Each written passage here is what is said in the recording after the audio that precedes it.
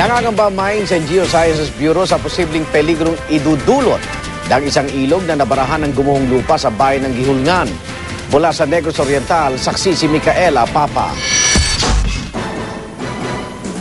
Isang ilog na nabarahan ng gumuhong lupa ang pakay namin na akyatin ang mabundok na bahagi ng barangay Tinayunan sa Gihulngan, Negros Oriental. Matarik, makipot at mapanganib ang 7 kilometrong daan patungo sa ilog. Kaya naman hindi pang mapuntahan ng heavy equipment ang bara na isa ng animoy artificial dam.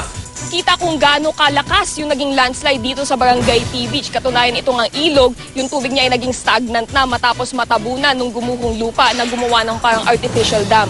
Dito sa bahaging ito ay bahagyang mababaw pa yung tubig pero ayon sa mga residente, bandang paakyat ng bundok ay napakataas na o napakalalim na nung naipon na tubig dahil yung mga nakatungkod sa ilog na puno ng nyug na mahigit 50 talampakan ng taas, sa ngayon mga dahon na lang ang natatanaw. Pangamba tuloy ng Mines and Geosciences Bureau o MGB, baka bumigay ang dam dahil sa aftershock o dahil sa tuloy-tuloy na pag-ulan na nagpapabigat sa napondong tubig. Sa ngayon, ipagpapatuloy na lang daw ang forced evacuation sa mahigit 200 pamilyang nakatira sa tabing ilog. Kaya preemptive evacuation, nandun na lahat ang mga tao sa eskwelahan, 200 families sila lahat.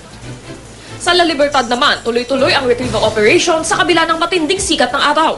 Gayunman, hindi raw matitiyak ng mga rescuer na mahuhukay lahat ng nawawala dahil sa tone-tonelada ang lupang tumabon sa mga bahay. Pagdasal na lang tayo na kung ma-recover, pero kung talagang malalim na, tanggapin na lang natin.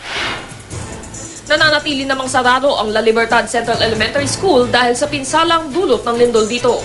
Ang Mount Canlaon naman na nasa gitna ng Negros Oriental at Occidental, sarado muna sa publiko dahil sa mga bitak at banta ng landslide.